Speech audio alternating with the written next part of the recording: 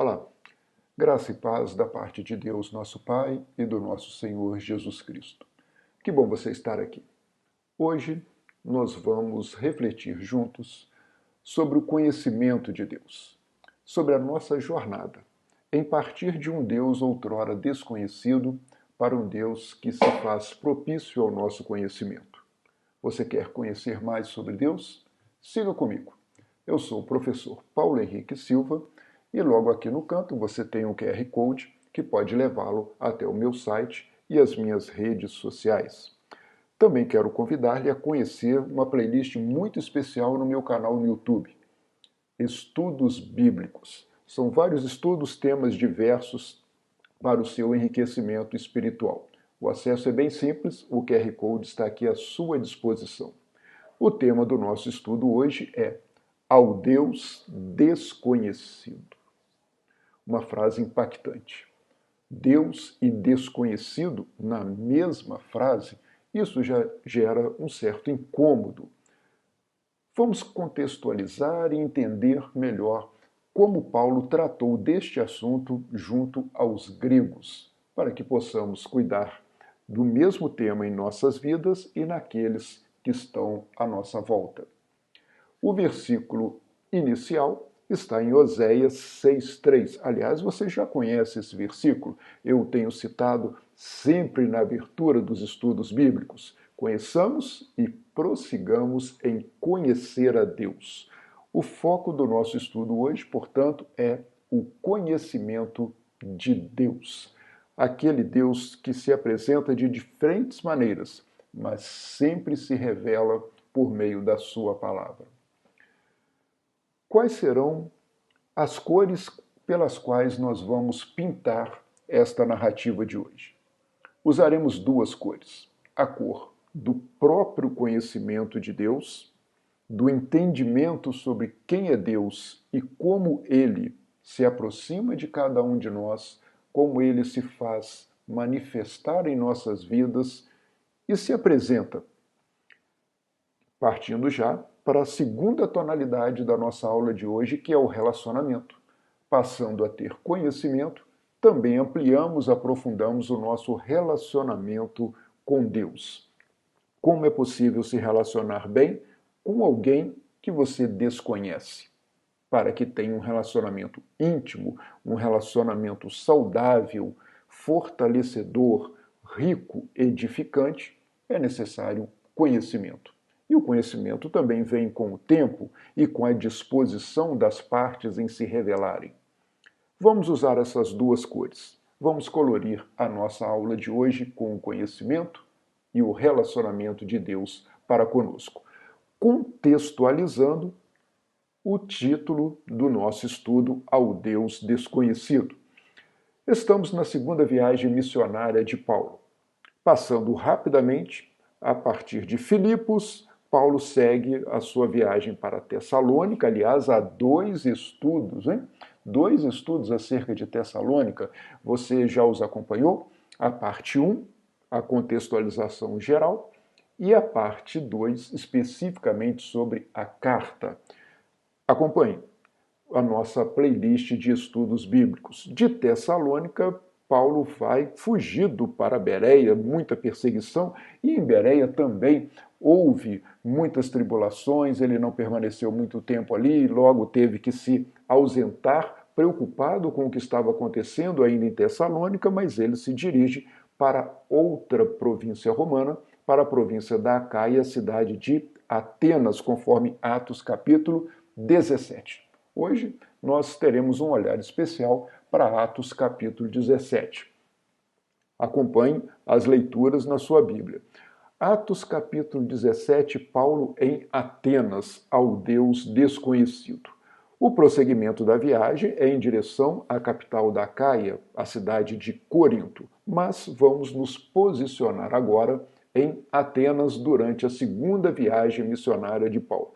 Logo aqui no mapa, você consegue perceber a segunda viagem missionária partindo de Antioquia da Síria em direção a Tarso, as províncias romanas da Galácia, passando ali para a província da Macedônia, descendo para a província da Acaia e fazendo o retorno pela Ásia Menor, ilha de Chipre, e chegando a Cesareia Marítima e subindo até Antioquia, fechando a viagem. A setinha amarela está destacando ali a parte dessa jornada de Paulo, em que ele esteve na cidade de Atenas, na província da Acaia, atual Grécia. Bom, nesta contextualização, é importante destacarmos que Paulo, em Atenas, observou cuidadosamente, conforme os relatos de Lucas. Paulo chega sozinho em Atenas e observa muito atentamente a idolatria que reinava naquela cidade e também, em comum acordo com essa idolatria, uma religiosidade.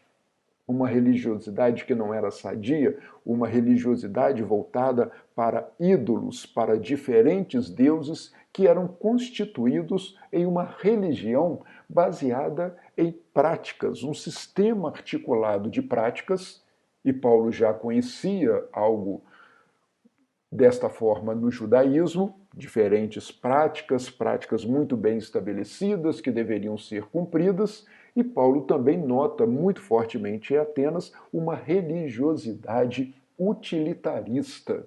Deuses úteis, deuses que funcionavam, deuses que eram importantes porque traziam a chuva, que davam vitória nas guerras, conferiam saúde, atendiam aos desejos do homem.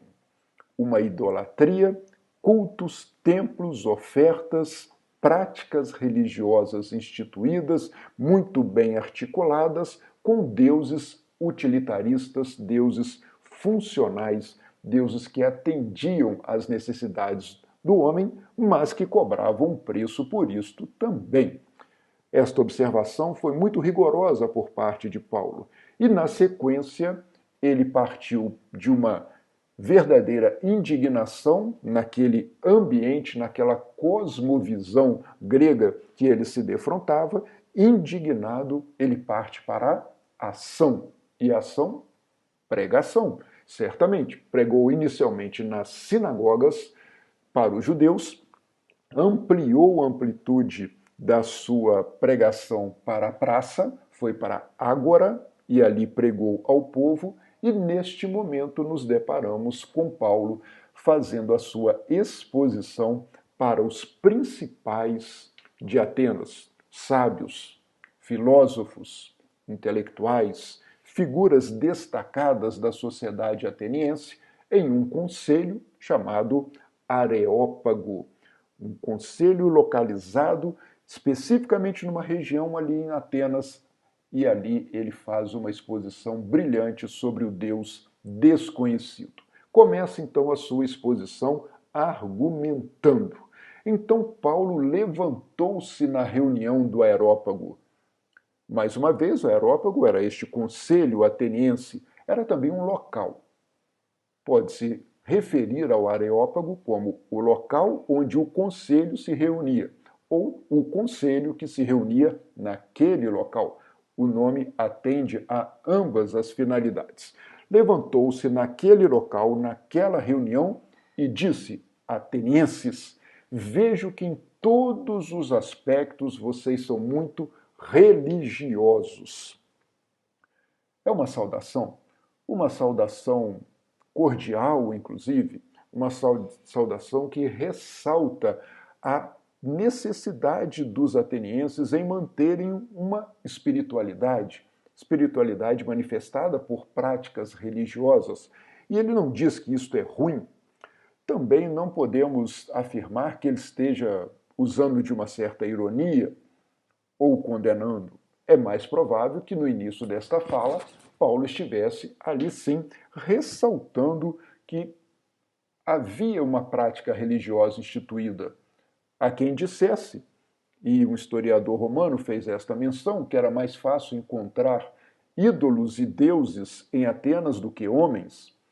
E Paulo inicia partindo do ponto em que ele reconhece a religiosidade ateniense. Pois andando pela cidade, observei cuidadosamente seus objetos de culto. o que ressalta a questão da idolatria. Objetos de culto, objetos capazes de transmitir poder, objetos que eram utilizados para uma adoração aos deuses. E Paulo encontrou até um altar bastante diferente, com uma inscrição ao Deus desconhecido. Aí está o título do nosso estudo de hoje, ao Deus desconhecido. Paulo se deparou com um altar erguido para um Deus desconhecido. Ora, prossegue Paulo na sua argumentação, o que vocês adoram, porque adoravam o Deus desconhecido, apesar de não o conhecerem, o que é paradoxal, adoravam o que não conheciam, eu lhes anuncio. Paulo então apresenta a partir de agora aos gregos o Deus até então por eles desconhecido. Ele traz as boas novas, ele apresenta o Deus que aqueles homens, aquelas mulheres adoravam, mas adoravam a tantos outros ao mesmo tempo e tinham seus objetos de culto, mas este era um Deus diferente, ainda não conhecido por eles. O Deus que fez o mundo e tudo que nele há. É o Senhor do céu, é o Senhor da terra e não habita em santuários feitos por mãos humanas. Isto era inovador. Em primeiro lugar, por mencionar o Deus desconhecido. E esse Deus é desconhecido por você? Esse Deus segue desconhecido por pessoas à sua volta? É possível que esse Deus seja até mesmo desconhecido por alguém na igreja? Irmãos e irmãs que estejam na igreja e ainda não conheçam a Deus? Na sequência, Paulo já faz uma outra referência, que este Deus desconhecido, diferente dos demais, que os gregos idolatravam, é, na verdade, um único Deus. O Deus verdadeiro e aquele que fez o mundo e tudo que nele há. Deus criou todas as coisas. Ele é o Senhor do céu, ele é o Senhor da terra. E ele não habita em santuários feitos por mãos humanas. Esse Deus criou o universo. Esta era certamente uma questão debatida entre os filósofos, a criação do universo. A ciência hoje já nos mostra que o universo é constituído de matéria, diferentes tipos de matéria, e de energia, também energias diferentes nas suas naturezas. Então, o universo é matéria e energia, mas matéria e energia se interrelacionam por meio de leis. Existem as leis físicas que regem o universo. Contudo, matéria e energia não elaboram leis. E nem mesmo leis são capazes de criar matéria e energia. Portanto, algo fora desse sistema, algo fora desse universo, criou os céus e a terra, criou a matéria, criou a energia, estabeleceu as leis que regem a matéria e a energia. Quem fez isso? O Deus desconhecido por vocês. Agostinho, bispo de Hipona, no maravilhoso livro Confissões, ele diz que Deus não criou o universo, os céus e a terra, no universo, porque não havia espaço onde ele pudesse criar. Ele não criou o universo no universo. Ele criou o universo não em algo que já existia. Ele criou por meio da sua palavra. A palavra de Deus trouxe à existência os céus e a terra, o mundo e tudo que nele há. E ele é Senhor do céu e da terra.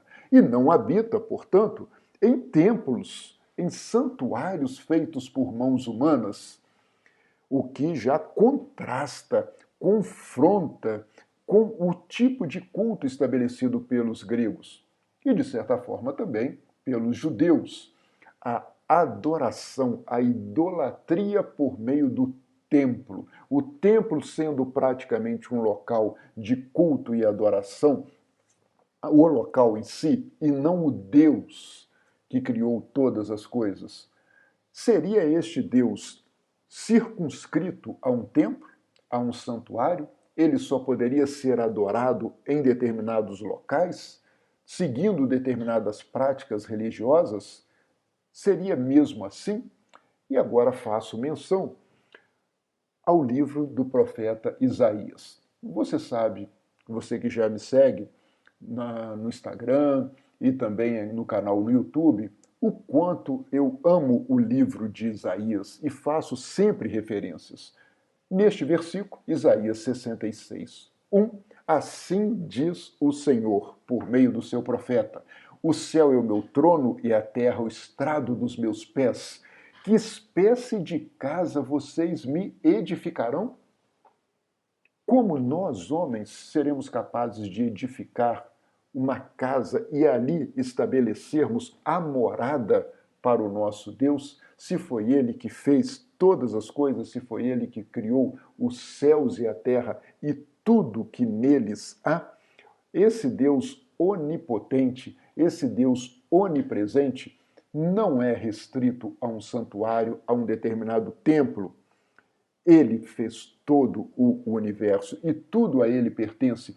Você já leu em Deuteronômio 10:14 sobre como Deus estabeleceu os céus e a terra? Faça uma visita também a Deuteronômio, além do livro do profeta Isaías. Adiante na argumentação de Paulo.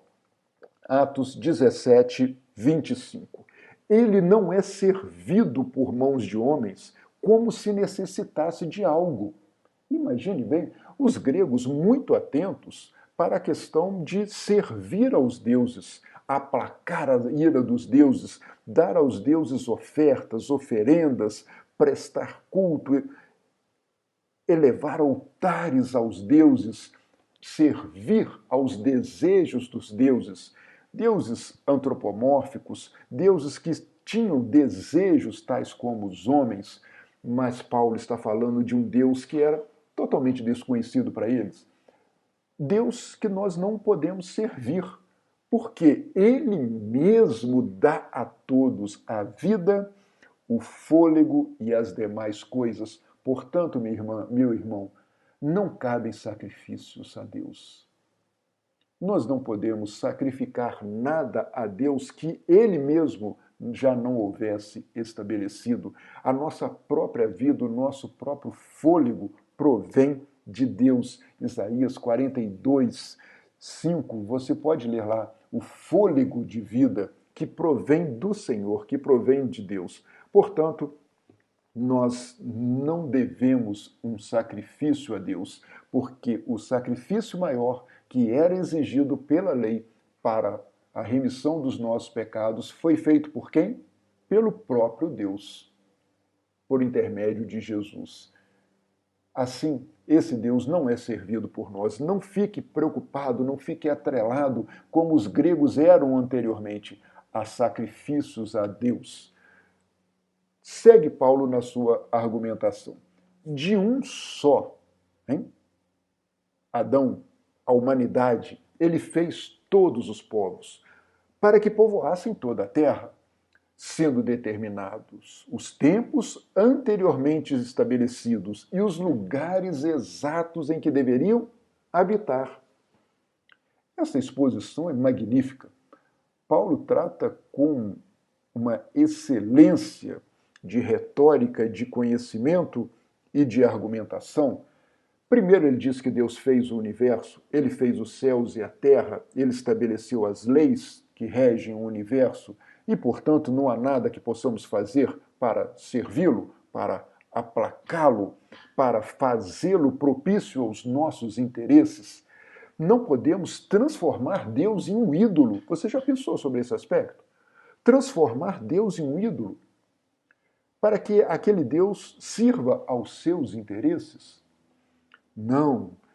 Foi Ele que fez todas as coisas e nos soprou o fôlego de vida e estabeleceu os povos, estabeleceu as pessoas, estabeleceu as sociedades e colocou cada um no seu lugar, no seu tempo. todas as coisas criadas por Deus no tempo e no espaço foram também por ele estabelecidas. Observe que agora Paulo já trata de uma física extremamente elaborada. Paulo está falando de tempo e espaço. Falou de criação, de matéria, de energia, de ordem, de leis, e agora trata de tempo e espaço. Deus estabeleceu o tempo e o espaço para todas as coisas. Ele não está no tempo, ele não está no espaço, ele os criou, os estabeleceu. Para nós, cada instante da vida ocorre de maneira não simultânea, mas sucessiva. Um minuto segue após o outro, não ocorrendo ao mesmo tempo, mas um vindo a substituir o que acaba de passar. A nossa linha do tempo, ela vem do futuro, atravessa o nosso presente e segue para o nosso passado. Mas não é assim a eternidade. Não é assim em Deus, porque para Deus tudo é simultâneo, tudo está em sua mente. Ele está fora do espaço, está fora do tempo. E ele estabeleceu, sim, para nós, para a nossa ordem, para a nossa lei, lugares e ocasiões exatos que deveriam ocorrer, que deveriam habitar. Então, tudo em nossa vida ocorre no tempo e no lugar estabelecidos por Deus. Deus fez isso. Criou a matéria, criou a energia, estabeleceu as leis, criou o tempo e criou o espaço, para que nós, os homens, o buscássemos. E talvez, tateando, pudéssemos, inclusive, encontrá-lo, embora não esteja ele mesmo longe de cada um de nós. Que versículo magnífico, Atos 17, 27. Deus criou desta forma, para que nós pudéssemos buscá-lo. Qual é a nossa busca? O conhecimento de Deus. Nada disto é totalmente conhecido por nós. Nós vemos como em um espelho embaçado, mas buscamos este conhecimento. Queremos que Deus deixe de ser desconhecido e se faça conhecer por nós. E os gregos, naquele momento, faziam isto por meio da sua filosofia, mas o faziam tal como cegos espirituais, deficientes de visão espiritual, tateando, buscando encontrá-lo, talvez almejando um encontro distante, quando na verdade Deus de fato é um Deus de perto e é muito fácil encontrá-lo, pois ele não está longe de cada um de nós. Jeremias 23, 23. Sou eu apenas um Deus de perto? Pergunta o Senhor. E não também um Deus de longe? Ele se faz conhecer a cada um de nós e se faz conhecer de maneira muito próxima. Não precisamos ficar, minha irmã, meu irmão, tateando em busca de Deus como faziam os gregos. Mas nós temos um Deus de perto. Um Deus que ocorre e que socorre. Um Deus que nos acalenta e que nós podemos, em Jesus, chamá-lo de Pai. 17, 28, segundo o relato de Lucas no livro de Atos. Pois nele vivemos, nos movemos e nós existimos. Vivemos, movemos e existimos. Todo o curso da nossa vida ocorre em Deus. Nós não podemos controlar a nossa vida. Não podemos ter um controle total e absoluto das coisas que acontecem. Nós vivemos com o fôlego de Deus, nós movemos na criação de Deus e nós existimos pela palavra de Deus. Nós temos limitações, nós temos dificuldades de conhecimento, de entendimento e de aplicação dessa palavra na nossa vida. Por quê? Qual é o nosso desejo? Ter tudo sob o controle, ter as rédeas das nossas vidas, mas Deus, efetivamente, ele sim é que está no controle. Nele vivemos, nos movemos e existimos. Gregos, disse Paulo, como Isso já foi falado para vocês pelos próprios poetas. Também somos descendência dele. Note que Paulo agora demonstra aos gregos um repertório vasto, rico sobre a arte, a cultura, além da filosofia grega. Ele cita agora poetas gregos. Esse Deus desconhecido que criou o universo, estabeleceu o mundo, ele já era conhecido de vocês, porque os seus próprios poetas disseram: somos descendência dele. Se somos descendente, nós viemos a partir deste Deus que lhes é ainda desconhecido, gregos. Note que Paulo aqui, ele faz, além desta referência importante à soberania de Deus, mas também o fato de que os poetas gregos foram capazes de representar todo o poder de Deus nas nossas vidas. E ele faz isso de uma forma a trazer à memória dos gregos aquilo que já havia sido anteriormente exposto pelos poetas gregos. Vamos lá, Atos 17, 28, a menção a nele vivemos, nos movemos e existimos. Se vivemos, movemos e existimos, Epimênides, lá da ilha de Creta, no seu poema Crética, já o havia dito. Portanto, gregos, não estou trazendo algo que lhe seja absolutamente desconhecido. Não. Paulo mostra que a própria poesia, a cultura grega, nesse repertório, ele está citando filósofos e poetas gregos para os gregos. Você nota essa ousadia? Você é capaz de depreender isto? Paulo, no Areópago, falando para os sábios filósofos ilustres, notáveis atenienses sobre os poetas gregos. Tremenda ousadia, hein? Claro, apoiado em um repertório intelectual que Paulo trazia consigo. Agora ele fala de Epimênides, mas fala também, somos descendência dele. Somos descendência dele, citações em Arato, no seu poema Fenômenos, e também de Cleanto, no Hino a Deus. Paulo demonstrando indubitavelmente para os gregos que conheciam os poetas Epimênides, Arato, Cleanto, e cita os poemas neste versículo.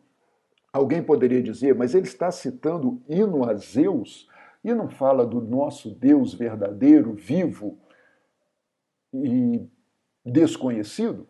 Exatamente. Cleanto, quando elabora o seu poema Hino a Zeus, ele fala de um Deus conhecido. De um Deus conhecido pelos gregos. Os gregos conheciam a Zeus. Mas agora Paulo diz: não, na verdade, nós somos descendência deste Deus que agora eu lhes apresento. E este Deus, prossegue Paulo, assim, visto que somos descendência de Deus, não devemos pensar que a divindade, por sua vez, é semelhante a uma escultura, seja ela de ouro, de prata, seja ela de pedra, feita pela arte e pela imaginação do homem.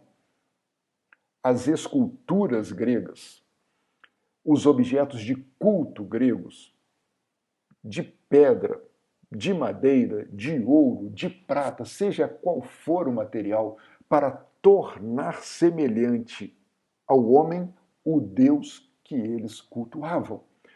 E Paulo traz aqui algo paradoxal para a reflexão dos atenienses, e eles gostavam muito de filosofar, de pensar sobre temas complexos.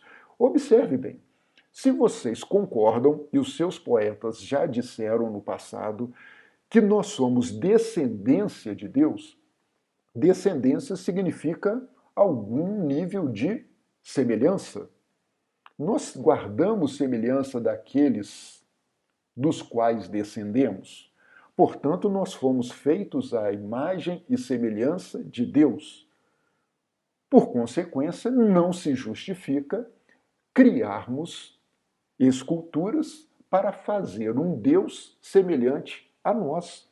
Não é bem assim? Na verdade, nós é que somos semelhantes a Deus e não devemos criar deuses semelhantes a nós.